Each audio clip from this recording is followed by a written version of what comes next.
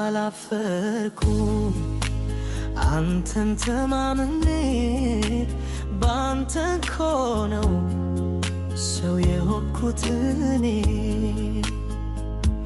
ተፈትቼ መዘመሬ እኔስ ለኢየሱሴ በሱ እኮ ነው በሱ ድል ማግኘቴ መክበሬ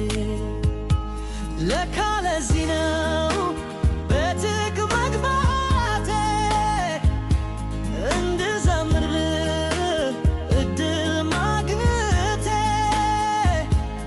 እኔስ ገረመኝ ምርርቴ የወደቀ ሰው ማንሳት አየው